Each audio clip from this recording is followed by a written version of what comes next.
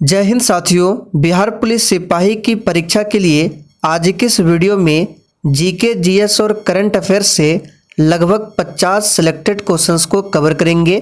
तो साथियों, अगर आपका एग्ज़ाम 1 अक्टूबर, 7 अक्टूबर या फिर 15 अक्टूबर को है तो साथियों आज का सेशन आप लोगों के लिए काफ़ी ज़्यादा इम्पोर्टेंट रहेगा। इसलिए साथियों आप लोग सभी क्वेश्चंस का अच्छे तरीके से रिवीजन कर लीजिए। और साथियों सेशन के लास्ट में आप सभी को अपना अपना स्कोर कमेंट करके ज़रूर बताना है कि आपने 50 प्रश्न में से कितने प्रश्नों के सही सही आंसर किए हैं। तो साथियों सेशन का पहला प्रश्न है, वर्तमान में भारत के 16वें महान्यायवादी जिसको अटॉर्नी जनरल ऑफ इंडिया के नाम से भी जाना जाता है, तो आपको बताना है वर्तमान में कौन है। वेरी इंपॉर्टेंट प्रश्न है। चलिए आप सभी आंसर कीजिए। साथियों आप सभी को अपना अपना आंसर नीचे कमेंट बॉक्स में या फिर लाइव चैट में बताना है। तो साथियों वर्तमान की बात करें, भारत के 16वें महान्यायवादी कौन है, तो याद कर लीजिए आर वेंकट रमनी, जो कि डी ऑप्शन में दिया गया है। तो जो भी बच्चे यहाँ पर डी बता रहे थे उनका बिल्कुल सही जवाब है आर वेंकट रमनी। वर्तमान में भारत के कौन है, तो महान्यायवादी है। महान्यायवादी का मतलब होता है भारत सरकार का सबसे बड़ा विधि अधिकारी। और इसकी नियुक्ति कौन करता है महान्यायवादी की, तो याद रखिएगा राष्ट्रपति। और महान्यायवादी के बारे में आर्टिकल 76 में बताया गया है। इन सभी फैक्ट को ध्यान रखें। साथियों ओम बिरला की बात करें तो वर्तमान में अभी 17वीं लोकसभा चल रहा है और 17वीं लोकसभा का जो अध्यक्ष है ये ओम बिरला है। तो इन सभी फैक्ट को ध्यान रखें। चलिए आगे देखिए, वर्तमान में सशस्त्र सीमा बल एसएसबी की महानिदेशक कौन बनी है। बिल्कुल सेलेक्टेड क्वेश्चन है, फटाफट से आंसर कीजिए।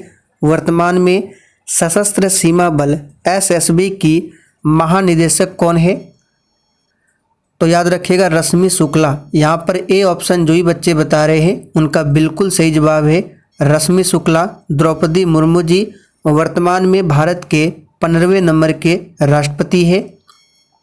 चलिए आगे देखिए, हाल ही में किस राज्य की सोजत मेहंदी को जीआई टैग मिला है, तो किस राज्य को हाल ही में सोजत मेहंदी को जीआई टैग दिया गया है। तो सोजत मेहंदी जो है ये किस राज्य की है, तो याद रखिएगा राजस्थान। तो यहाँ पर सी ऑप्शन जो ही बच्चे दिए हैं बिल्कुल सही जवाब है राजस्थान। की बात करें तो क्षेत्रफल की दृष्टि से सबसे बड़ा राज्य है राजस्थान और उत्तर प्रदेश जनसंख्या में सबसे बड़ा है। हाल ही में गुच्ची की पहली इंडियन ग्लोबल ब्रांड एम्बेसडर कौन बनी है, तो चलिए इसका आंसर बता देते हैं, याद कर लीजिए आलिया भट्ट बनी है। बी ऑप्शन सही है। नेक्स्ट क्वेश्चन है, 7वां गरुण वायुसेनाभ्यास किन दो देशों के मध्य हुआ है, तो यहाँ पर आंसर क्या हो जाएगा, याद रखिएगा ये हुआ है भारत और फ्रांस के बीच में। नेक्स्ट है, हाल ही में ऑस्ट्रेलियन ओपन 2023 के पुरुष एकल का खिताब किसने जीता है। बिल्कुल एग्जाम में छपने वाला प्रश्न है, फटाफट से आंसर कीजिए। तो हमने आपको पहले भी बहुत बार बताया है कि ऑस्ट्रेलियन ओपन 2023 के पुरुष एकल का खिताब नोवाक जोकोविच ने जीता है और ये कहाँ से है, तो सर्बिया से है। नेक्स्ट है, बिहार का कौन सा भाग सबसे पुराना है। चलिए 7 के लिए आंसर बताइए, बिहार का कौन सा भाग सबसे पुराना है, तो याद कर लीजिए दक्षिणी भाग। दक्षिणी भाग जो है ये बिहार का सबसे पुराना भाग है। नेक्स्ट है, बिहार में धारवाड़ चट्टानें निम्नलिखित में से किस क्षेत्र की विशेषता नहीं है, यानी कि बिहार में जो धारवाड़ चट्टानें पाई जाती है किस क्षेत्र में नहीं पाई जाती है, तो याद कर लीजिए उत्तरी रोहतास। यहाँ पर डी ऑप्शन आपका सही जवाब है उत्तरी रोहतास। और साथियों प्रत्येक स्टूडेंट को आंसर करना है जिससे आपका प्रॉपर तरीके से रिवीजन भी हो सके। आगे देखिए, कॉमन सेंस नामक पर्चा ये अमेरिकन वॉर और इंडिपेंडेंस के दौरान किसने लिखा था। बिल्कुल सोच समझकर आंसर करना है। देखिए कॉमन सेंस नामक पर्चा जो है ये किसके दौरान लिखा गया, तो अमेरिकन वॉर एंड इंडिपेंडेंस के दौरान। और ये किसने लिखा, तो याद रखिएगा थॉमस पेन ने। यहाँ पर पहला ऑप्शन आपका सही जवाब है, थॉमस पेन ने। बंगाल में राजस्व का इस्तेमारी बंदोबस्त, जिसको अस्थाई बंदोबस्त भी कहा जाता है, किसने लागू किया था। चलिए 10 के लिए आंसर कीजिए। और साथियों जिसने अभी तक सेशन को लाइक नहीं किया है, प्लीज़ आप सभी से रिक्वेस्ट है कि आप सभी सेशन को साथ में लाइक भी करते चलें। तो अस्थाई बंदोबस्त को लागू किसने किया था, तो बहुत ही सिंपल है, लॉर्ड कॉर्नवालिस ने। यहाँ पर डी ऑप्शन आपका सही जवाब है। लॉर्ड कॉर्नवालिस को भारत में सिविल सेवा का जनक माना जाता है। लॉर्ड कर्जन की बात करें तो इन्होंने 1906 में बंगाल का विभाजन किया था। लॉर्ड विलियम बेंटिक भारत के प्रथम गवर्नर जनरल थे और इन्होंने 1829 में सती प्रथा का अंत किया था, जिसमें सहयोग किया था राजा राम मोहन राय ने। लॉर्ड डलहौजी को भारत में रेलवे का जनक माना जाता है और इसी के समय में आया था राज्य हड़प नीति।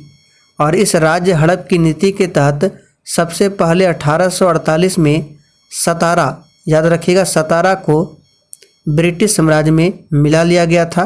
तो इन सभी फैक्ट को ध्यान रखना है।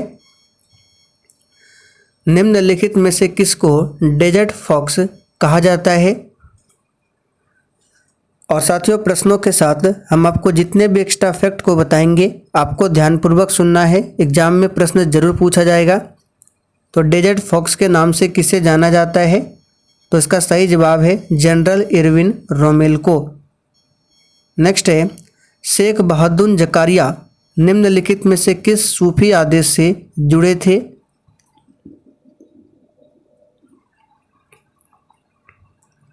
तो ये जुड़े थे सोहरावर्दी। यहाँ पर बी ऑप्शन आपका सही जवाब है, किससे जुड़े थे, तो सोहरावर्दी से। तक्षशिला किन दो नदियों के बीच में था। देखिए तक्षशिला की बात करें तो विश्व का सबसे पुराना विश्वविद्यालय है तक्षशिला, जो कि वर्तमान में अभी ये पाकिस्तान में है। लेकिन भारत में पूछे सबसे पुराना विश्वविद्यालय कौन सा है, तो नालंदा विश्वविद्यालय। नालंदा विश्वविद्यालय को ध्वस्त किसने किया था, तो बख्तियार खिलजी ने। इन सभी फैक्ट को ध्यान रखना है, प्रश्न बनेगा। तो तक्षशिला जो है ये सिंधु और झेलम नदियों के बीच स्थित था। यहाँ पर पहला ऑप्शन आपका सही जवाब है 13 का ए। एशिया का सबसे बड़ा ट्यूलिप बाग किस राज्य में स्थित है। चलिए एशिया का सबसे बड़ा ट्यूलिप गार्डन यानी कि बाग ये स्थित है कहाँ पर, तो जम्मू कश्मीर केंद्र शासित प्रदेश में। यहाँ पर सी ऑप्शन आपका सही जवाब है, उत्तराखंड में है। फूलों की घाटी उत्तराखंड की राजधानी कहाँ पर है, देहरादून। सिक्किम की राजधानी गंगटोक। जनसंख्या के हिसाब से सबसे छोटा राज्य है सिक्किम। असम की राजधानी दिसपुर है और यहाँ पर है नेशनल पार्क मानस और एक काजीरंगा। तो ये दो बार बार पूछा जाता है, काजीरंगा और मानस, ये असम में स्थित है। निम्नलिखित में से किस राज्य का जनसंख्या घनत्व सर्वाधिक है। 2011 की जनगणना के अनुसार बताना है। तो जनसंख्या घनत्व की बात करें तो सबसे कम पूछे तो सबसे कम कहाँ पर, अरुणाचल प्रदेश। और सबसे अधिक पूछे तो अपना बिहार में। कितना, तो लगभग 1106 ये जनसंख्या घनत्व है बिहार का। और सबसे अधिक साक्षरता प्रतिशत पूछे तो केरल का है और सबसे कम पूछे बिहार का। लिंगानुपात में सबसे आगे केरल है और लिंगानुपात में सबसे कम पूछे तो हरियाणा है।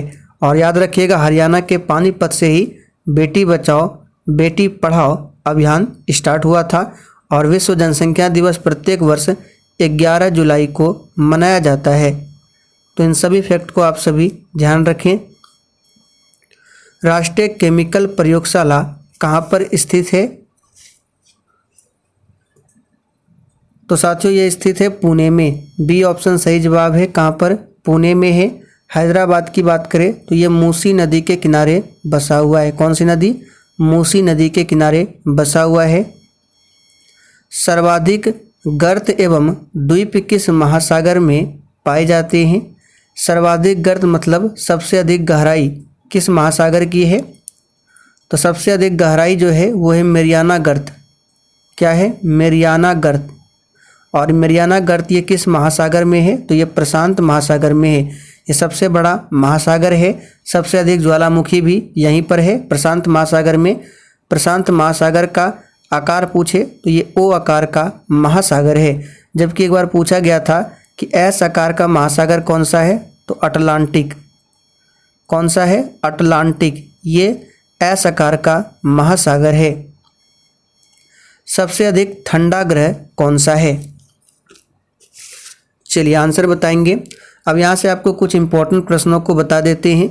जैसे कि आपसे पूछेगा कि क्षुद्र ग्रह जो है किन दो ग्रहों के बीच में पाया जाता है? तो देखिए ये हो गया सन, सूर्य से सबसे नज़दीक का ग्रह है बुध, फिर शुक्र, पृथ्वी, मंगल, बृहस्पति। तो मंगल और बृहस्पति के बीच में पाया जाता है क्षुद्र ग्रह। ध्यान रखेंगे किसके किसके बीच में? तो मंगल और बृहस्पति के बीच में। फिर उसके बाद क्या होता है? तो बुध हो गया, शुक्र, पृथ्वी, मंगल, बृहस्पति, फिर शनि, अरुण और वरुण। ध्यान रखेंगे सौरमंडल का सबसे बड़ा ग्रह पूछे कौन सा है? तो बृहस्पति ग्रह सबसे बड़ा ग्रह है। दूसरा सबसे बड़ा ग्रह पूछे तो शनि ग्रह है, और शनि ग्रह का एक उपग्रह है टाइटन, जो कि एग्जाम में पूछा जाता है टाइटन किसका उपग्रह है? तो शनि ग्रह का ये उपग्रह है। जबकि सौरमंडल का सबसे बड़ा उपग्रह पूछे तो ये ज्ञानीमीड है। यहाँ पे लिख देते हैं ज्ञानीमीड, जो कि बृहस्पति का एक उपग्रह है। ग्रहों की संख्या अभी वर्तमान में 8 है, पहले 9 था। तो कौन सा एक हटाया गया है? तो 2006 में, याद रखिएगा कब हटाया गया है? तो 2006 में प्लूटो को ग्रहों की श्रेणी से हटा दिया गया है। और इस प्रकार अब सौरमंडल में 8 ग्रह है। तो सबसे ठंडा ग्रह हो जाएगा अरुण ग्रह। यहाँ पर पहला ऑप्शन सही है, अरुण ग्रह। और सबसे गर्म ग्रह पूछे तो शुक्र ग्रह है। लापाज किस देश की राजधानी है? तो लापाज जो है याद रखिएगा बोलिविया की राजधानी है। यहाँ पर डी ऑप्शन आपका सही जवाब है। भारतीय संविधान का कौन सा भाग राजभाषा से संबंधित है? चलिए 20 के लिए आंसर कीजिए। संविधान का कौन सा भाग राजभाषा से संबंधित है? तो याद रखिएगा ये है भाग 17। यहाँ पर पहला ऑप्शन आपका सही जवाब है। भाग 20 की बात करें तो इसमें क्या है? तो संविधान संशोधन की प्रक्रिया के बारे में बताया गया है भाग 20 में। और अनुच्छेद की बात करें तो 368 में। और संविधान संशोधन की प्रक्रिया को दक्षिण अफ्रीका के संविधान से लिया गया है। भारत के संविधान द्वारा कितने मौलिक अधिकार प्रदान किए गए हैं? चलिए मौलिक अधिकार की बात करें तो मौलिक अधिकार को भाग 3 में रखा गया है। और भाग 3 को संविधान का मैग्ना कार्टा कहा जाता है। और किस अनुच्छेद में रखा गया है मौलिक अधिकार को? तो 12 से लेकर 35 तक में। और वर्तमान में अभी 6 मौलिक अधिकार है, पहले 7 था। तो यहाँ पर सही जवाब हो जाएगा डी ऑप्शन। और साथियों अगर मौलिक अधिकार का उल्लंघन होता है तो आप आर्टिकल 32 के तहत कहाँ पर जा सकते हैं? तो सुप्रीम कोर्ट में। और आर्टिकल 226 के तहत आप हाई कोर्ट जा सकते हैं मौलिक अधिकार का उल्लंघन होने पर। तो इन सभी फैक्ट को ध्यान रखें आप सभी।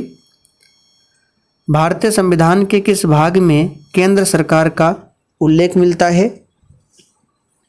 एक भी प्रश्न को स्किप नहीं करना है। और साथियों जिसने अभी तक सेशन को लाइक नहीं किया है तो प्लीज़ आप सभी से रिक्वेस्ट है कि आप सभी सेशन को दिल से एक बार ज़रूर लाइक कर दे। और पीडीएफ की बात करें तो साथियों पीडीएफ जो है ये आपको टेलीग्राम पर मिल जाएगा बिल्कुल फ्री में। ध्यान रखना है आपसे एक भी पैसा नहीं लिया जाएगा, बिल्कुल फ्री में पीडीएफ आपको मिलेगा। तो भारतीय संविधान के किस भाग में केंद्र सरकार का उल्लेख मिलता है? तो याद रखिएगा भाग 5 में। चलिए आगे देखिए, भारतीय संविधान का कौन सा अनुच्छेद अंतर्राष्ट्रीय शांति और सुरक्षा को बढ़ावा देने पर राज्य नीति के निर्देशक सिद्धांतों को बताता है? तो यहाँ पर आंसर या तो 50 होगा या तो 51 होगा, इसी दोनों में आपको बताना है कौन सा होगा। चलिए थोड़ा सा सोच समझ कर आंसर कीजिए। तो यहाँ पर जो आंसर हो जाएगा आपका आर्टिकल 51 हो जाएगा। तो सही जवाब है बी ऑप्शन। और अनुच्छेद 61 की बात करें तो राष्ट्रपति पर महाभियोग की प्रक्रिया के बारे में बताया गया किसमें? तो अनुच्छेद 61 में। आगे देखिए मनरेगा का पूर्ण रूप क्या है। चलिए आंसर कीजिए, मनरेगा का पूर्ण रूप क्या है। देखिए पहले मनरेगा का नाम क्या था, तो नरेगा। ध्यान रखना है, पहले नाम क्या था, नरेगा, लेकिन 2009 में नरेगा से नाम बदलकर मनरेगा कर दिया गया। और मनरेगा का फुल फॉर्म होता है महात्मा गांधी राष्ट्रीय ग्रामीण रोजगार गारंटी अधिनियम। तो यहाँ पे सृजन दिया गया है, ठीक है, यहाँ पे क्या होना चाहिए, गारंटी, ये फुल फॉर्म होता है। तो देखिए एक भी ऑप्शन में महात्मा गांधी राष्ट्रीय ग्रामीण गारंटी अधिनियम नहीं दिया है। अगर सृजन के स्थान पर गारंटी होता तो आपका आंसर ए होता। यहाँ पर फिलहाल आंसर होगा डी ऑप्शन, उपर्युक्त में से कोई नहीं।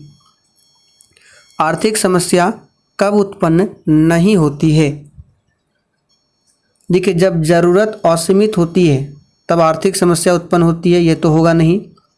जब साधनों के वैकल्पिक प्रयोग होते हैं तो भी आर्थिक समस्या उत्पन्न होती है। जब साधन असीमित हो तब आर्थिक समस्या उत्पन्न नहीं होती है। देखिए जब साधन बोला जा रहा है सीमित नहीं, असीमित हो, ज़्यादा मात्रा में हो, तब आर्थिक समस्या उत्पन्न नहीं होती है। तो डी ऑप्शन जो है यहाँ पर आपका सही जवाब है।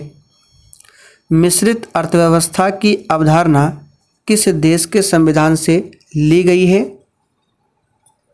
देखिए भारत में किस प्रकार की अर्थव्यवस्था है, तो मिक्स्ड इकोनॉमी यानी मिश्रित अर्थव्यवस्था है। और ये जो अवधारणा है ये लिया गया है किस देश के संविधान से, तो फ्रांस के संविधान से लिया गया है। ध्यान रखेंगे, ब्रिटेन से नागरिकता को लिया गया है। भारत में एकल नागरिकता है, जबकि अमेरिका में क्या है, तो दोहरी नागरिकता का प्रावधान है।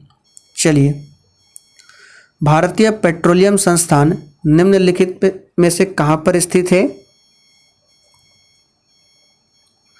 चलिए आंसर कीजिए फटाफट से 27 के लिए। तो साथियों भारतीय पेट्रोलियम संस्थान जो है ये स्थित है देहरादून में। कहाँ पर, देहरादून में है। विशाखापत्तनम को ध्यान रखना है, ये वर्तमान में आंध्र प्रदेश की नई राजधानी है। परमाणु ऊर्जा आयोग का गठन एग्जाम के लिए वेरी इंपॉर्टेंट रहेगा। सबसे पहले आप सभी इस पर स्टार मार्क कर लें और इस प्रश्न को अभी याद कर लीजिए। परमाणु ऊर्जा आयोग का गठन कब हुआ था, तो 1948 में हुआ था, अगस्त 1948 में। राष्ट्रीय चिन्ह के नीचे जो अंकित है सत्यमेव जयते, ये शब्द ऐतिहासिक रचना से लिए गए हैं। यानी सत्यमेव जयते को कहाँ से लिया गया है,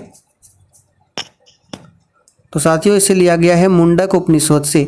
यहाँ पर सी ऑप्शन आपका सही जवाब है। ऋग्वेद सबसे पुराना वेद है और इसी में गायत्री मंत्र का उल्लेख मिलता है। किस मंत्र का, गायत्री मंत्र का। जवाहर सुरंग किस राज्य में या फिर केंद्र शासित प्रदेश में है। चलिए 30 के लिए फटाफट से आंसर कीजिए। और साथियों आप सभी डेली क्लास को अटेंड कीजिए। डेली आपको 8 बजे और रात 9 बजे यहाँ पर लाइव चैट के साथ क्लास दी जाते हैं। देखिए 9 बजे की क्लास जो है पहले वो 8:30 पर ही था, लेकिन जो 8 बजे की क्लास है अभी एग्ज़ाम तक ये थोड़ा सा लंबा चलेगा, इसलिए 8:30 के क्लास को अब 9 बजे कर दिए गए हैं। और जैसा उचित होगा, जैसे कि अगर 8 बजे जो क्लास है वो अगर आपका 8:40 में समाप्त होता है तो 8:45 में स्टार्ट कर दिया जाएगा। और 8:35 में अगर समाप्त हो जाता है 8 बजे क्लास तो आपका 8:40 में स्टार्ट कर दिया जाएगा। यानी क्लास खत्म होने के बाद तुरंत 5 मिनट के बाद आपका दूसरा क्लास स्टार्ट होगा। तो दूसरा क्लास का कोई टाइमिंग फिक्स नहीं रहेगा। तो जवाहर सुरंग जो है किस राज्य या फिर केंद्र शासित प्रदेश में है, तो जम्मू और कश्मीर में। वाटरलू कहाँ पर स्थित है। चलिए आप लोग कमेंट करके बताइए वाटरलू का युद्ध कब हुआ था। प्रत्येक स्टूडेंट को 31 नंबर लिखकर और वाटरलू का युद्ध कब हुआ था ये आपको आंसर करना है।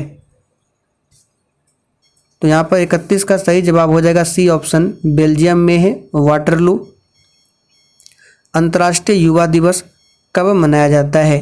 राष्ट्रीय युवा दिवस आप सभी जानते हैं 12 जनवरी को मनाया जाता है, लेकिन अंतर्राष्ट्रीय युवा दिवस पूछे तो ये कब मनाया जाता है, तो 12 अगस्त को। यहाँ पर सी ऑप्शन आपका सही जवाब है। निम्नलिखित में से कौन सी बकरी की नस्ल नहीं है। तो प्यारे साथियों 33 का सही जवाब है सोनाड़ी, ये बकरी की नस्ल नहीं है। वात्सल्य मेला प्रतिवर्ष कहाँ आयोजित किया जाता है? चलिए 34 के लिए आंसर कीजिए, वात्सल्य मेला प्रतिवर्ष कहाँ पर आयोजित किया जाता है? तो याद कर लीजिए नई दिल्ली में। वर्तमान में बिहार के राज्यपाल कौन है? चलिए इसको भी स्टार मार्क कीजिए और अभी याद कर लीजिए इसको, ये बिहार से संबंधित प्रश्न है। तो बिहार में वर्तमान में राज्यपाल कौन है, शिक्षा मंत्री कौन है, इसे ध्यान रखें। तो राज्यपाल वर्तमान में कौन है? तो इसका सही जवाब है राजेंद्र विश्वनाथ अर्लेकर। ये कौन है? वर्तमान में बिहार के राज्यपाल है। और वर्तमान में बिहार के शिक्षा मंत्री कौन है? तो शिक्षा मंत्री की बात करें तो याद रखिएगा प्रोफेसर एस चंद्रशेखर वर्तमान में बिहार के शिक्षा मंत्री है। और भारत के शिक्षा मंत्री कौन है? तो धर्मेंद्र प्रधान, सभी को ध्यान रखें। फागू चौहान पहले राज्यपाल था, लेकिन अभी की कौन है? तो राजेंद्र विश्वनाथ अर्लेकर। यूनेस्को की स्थापना कब किया गया?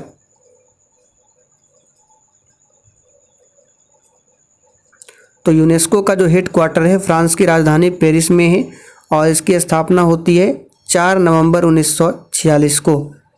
चलिए आगे देखिए, संयुक्त अरब की मुद्रा का नाम क्या है?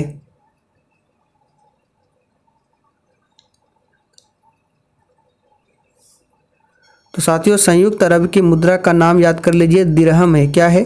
दिरहम। मात्रकों की अंतर्राष्ट्रीय पद्धति कब से लागू की गई? यहाँ पर ऑप्शन के अकॉर्डिंग आंसर बताना है। तो मात्रकों की जो अंतर्राष्ट्रीय पद्धति है सबसे पहले 1971 में लागू किया गया। तो 38 का यहाँ पर पहला ऑप्शन। इनमें से किन कारण से बादल जो है ये वायुमंडल में तैरते हैं? वेरी इंपॉर्टेंट है। चलिए आंसर कीजिए फटाफट से आप सभी।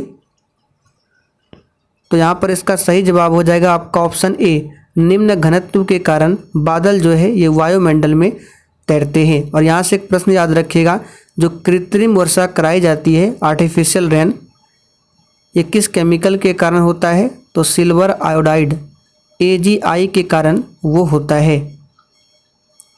पानी की बूंदों का तैलीय पृष्ठों पर न चिपकने का कारण क्या है? चलिए बहुत ही शानदार क्वेश्चन है। तो इसका कारण क्या है? तो यहाँ पर 40 का सही जवाब है असंजक बल का प्रभाव होता है, इसलिए पानी की बूंदों का तैलीय पृष्ठों पर, पानी की जो बूंदें होती है वो तैल वाले पृष्ठों पर नहीं चिपकते हैं। और पृष्ठ तनाव के कारण क्या होता है? वर्षा की बूंदें गोलाकार होती है। गर्मी के दिनों के दौरान मिट्टी के बर्तन में रखा पानी ठंडा हो जाता है, किन कारणों से? तो आप लोग बचपन से ही पढ़ते आ रहे हैं, इसका सही जवाब है वाष्पीकरण के कारण, याद रखिएगा। नेक्स्ट है, कीड़े मकोड़े को घरों से दूर भगाने के लिए प्रयोग में लाया जाने वाला ध्वनि तरंग कौन सा है? तो ये ध्वनि तरंग है अल्ट्रासोनिक तरंग। यहाँ पर डी ऑप्शन आपका सही जवाब है, अल्ट्रासोनिक तरंग है। चलिए आगे देखिए, सड़क पर चलने की अपेक्षा बर्फ़ पर चलना कठिन है, क्यों? तो इसका रीज़न क्या है? तो इसका रीज़न है कि बर्फ़ में सड़क की अपेक्षा घर्षण जो है वो कम होता है, इसीलिए। नेक्स्ट है, आयनन क्षमता सबसे कम किसकी होती है? चलिए 45 के लिए आंसर बताइए, आयनन क्षमता जो है सबसे कम किसकी होती है? तो याद रखिएगा गामा किरण की आयनन क्षमता सबसे कम होती है। आगे देखिए, प्रेम वाटिका के लेखक कौन है? चलिए आंसर बताइए, प्रेम वाटिका के लेखक कौन है? तो साथियों याद रखिएगा रसखान, ये प्रेम वाटिका के लेखक है, ध्यान रखेंगे। बाण भट्ट की बात करें तो ये हर्षवर्धन के दरबारी कवि थे और इन्होंने लिखा है हर्षचरित। हर्षचरित पुस्तक पूछे किसने लिखा है? तो बाण भट्ट ने लिखा है। चुकंदर के किस भाग से शक्कर प्राप्त की जाती है? तो चुकंदर के याद रखिएगा जड़ से शक्कर प्राप्त की जाती है। भारत की सबसे बड़ी बहुउद्देश्य नदी घाटी परियोजना कौन सी है? तो सबसे पहला पूछे तो दामोदर घाटी हो जाएगा और सबसे बड़ी पूछे तो भाखड़ा नांगल परियोजना। तो यहाँ पर बी ऑप्शन आपका सही जवाब है, जो कि सतलज नदी पर है। भाखड़ा नांगल परियोजना हीराकुंड परियोजना महानदी पर है, ध्यान रखें। चंबल घाटी परियोजना चंबल नदी पर है। दामोदर घाटी परियोजना दामोदर नदी पर है। दामोदर नदी को बंगाल का शोक कहा जाता है और बिहार का शोक कोसी नदी को कहा जाता है। राजस्थान मौसम विभाग ने किस अत्यंत भीषण चक्रवाती तूफान हेतु अलर्ट जारी किया है? हाल ही में आंध्र प्रदेश ने अपनी नई राजधानी किसे घोषित की है? तो अभी हमने थोड़ी देर पहले बताया था विशाखापत्तनम को। यहाँ पर सी ऑप्शन आपका सही जवाब है, विशाखापत्तनम। इससे पहले राजधानी अमरावती थी। तो चलिए साथियों, आज के लिए इतना ही। पीडीएफ आपको टेलीग्राम पर मिल जाएगा। तो देखिए, अगर आपको सेशन थोड़ा बहुत भी पसंद आया हो तो जाते जाते सेशन को लाइक करना है और सेशन को शेयर करना ना भूलें।